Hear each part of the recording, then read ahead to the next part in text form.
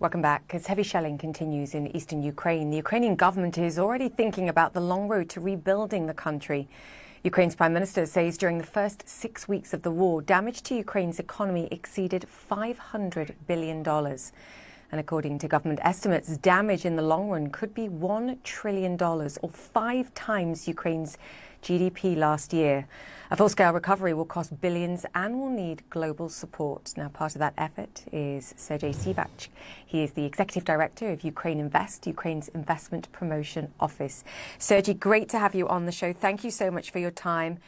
When we are talking about $1 trillion, it is a mind-blowing sum for anyone, never mind how big your nation's economy is. How are you framing that in the discussions that you're having with people that could potentially help? It's a very significant amount for Ukraine, but not only for Ukraine, for any country worldwide. Let me give you some figures, what happened during these 62 days of unprovoked, illegal, criminal war aggression against Ukraine. Almost 23,000 kilometers of roads were destroyed. 32 million square meters of real estate.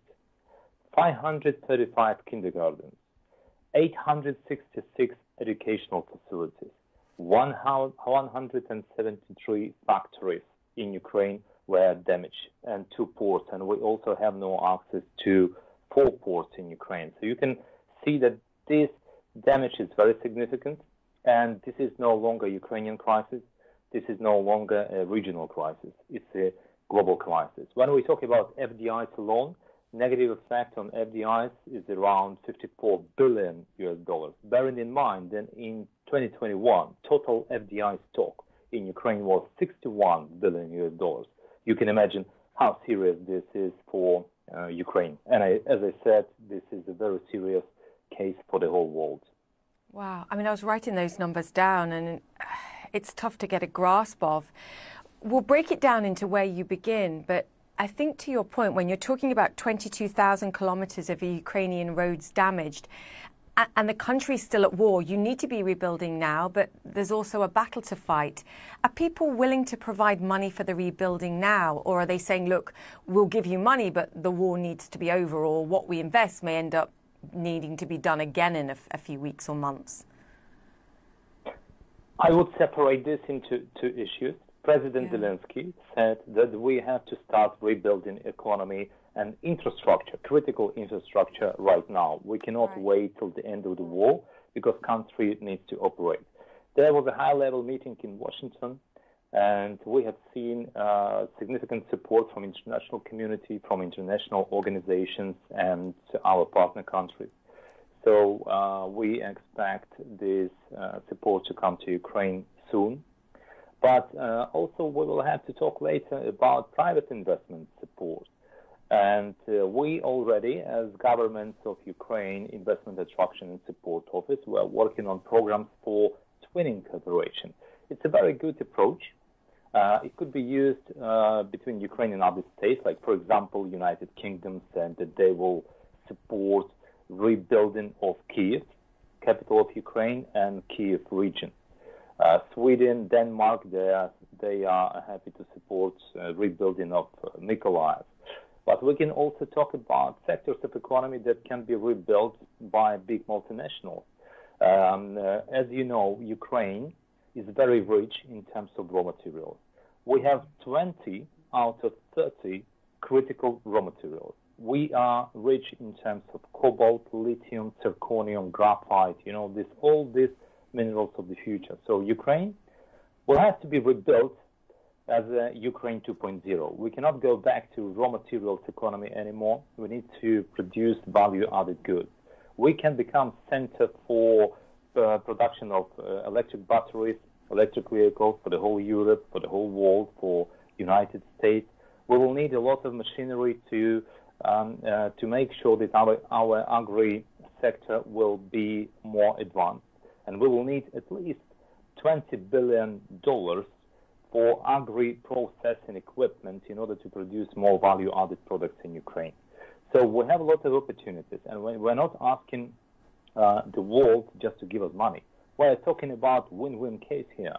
Because when foreign companies, foreign investors will come to Ukraine, they will be able to help us, but also will help them to become stronger in terms of their interaction with global supply chains.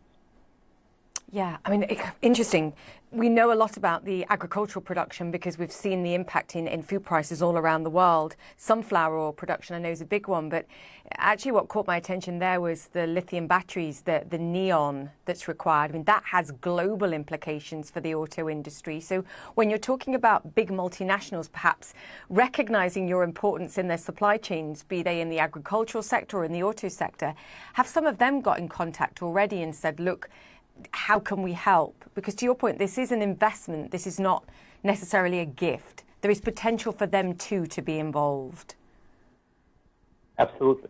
I just came back from the Ukrainian border with Poland because we had high-level delegation from United States. I'm talking about businessmen, not state delegation. And they're already exploring opportunities. They want to help Ukraine, but they also interested in a long-term cooperation to develop mutually beneficial cooperation. When we talk about neon, very important that U.S. audience understands that 90% of neon-grade semiconductors that are used by U.S. automotive industry was produced in Ukraine, in the region of Mariupol. And when we talk about sunflower oil, Ukraine is the biggest worldwide exporter of sunflower oil. We export 50% of world sunflower oil market, and only about 9% of what we usually produce is being left in Ukraine, and more than 90% annually exported to the world. And we have seen that not only African, Asian, the East countries are affected, but also European countries and United Kingdom, because in United Kingdom, price of sunflower oil went up by 60%.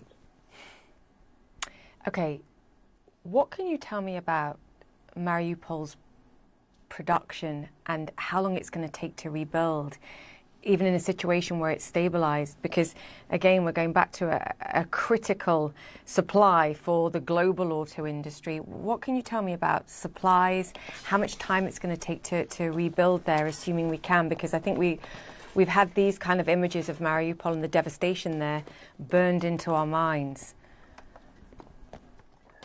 Mariupol city is fully destroyed. Kharkiv city, the city that is near Russian border, like 30 miles, they have more than 1,000 buildings destroyed. But Mariupol city is just demolished. So I would probably say that we need to wait till end of active phase of war operation. Then we can assess how long it will take and how much will be needed. It will take a year or two to rebuild quickly. And it can take 5 or 10 years or 15 years if this support, the rebuilding support, will not be effective enough or it will not be significant enough. Mariupol port alone is the biggest metal transshipment center from Ukraine. And it was the fifth biggest seaport in Ukraine. So the region is very important. But it is very hard to say now, how long it will take, and much will depend on pressure of the world on Russia. They have to stop what they're doing. They have to stop doing criminal activity and this unprovoked, as I said, illegal aggression against Ukraine. Sergiy, let's circle back. Final question on critical infrastructure, utilities, electricity, water, the basics for people to be able to live. Have you had private investor interest in perhaps coming in, helping you rebuild, modernize those kind of utilities? Again, there's return potential there for a private investor. We already have this request, and actually today we have received a request from a potential U.S. investor who is interested to enter semiconductor business in Ukraine. They already make this assessment, and the water supplies and other strategic directions that are needed for Ukrainian economy. We received many requests and we already do meetings in Kiev. All of them say same thing. So as soon as this war ends, we will enter Ukraine. We have seen requests from foreign countries. They are saying that they will relocate their facilities from other countries to Ukraine just because they think it will be a right thing to do. And they wait when this will end. So a lot of requests. We are working on that, but we are not just waiting for the end of the war in Ukraine. We're already doing our analytics. We're doing our proposals. So I think there will be a lot of opportunities for impact investors, companies that will be interested to make profit, but they will be making profit on a bit different kind of level. They will have a lesser profit maybe at the beginning. But then, after Ukraine will be reintegrated in global supply chains, they will benefit and we'll be happy to see our international friends making business with us on a win-win basis. Right, now we just pray for peace. Sergiy, great to get you on. Thank you so much for all the information, and a lot of work to be done, but good to see you're already getting cracking on it. Sergiy Tsivkach, the Executive Director of Ukraine Invest. Have a good Thank day. you, sir. You too. We're back after this.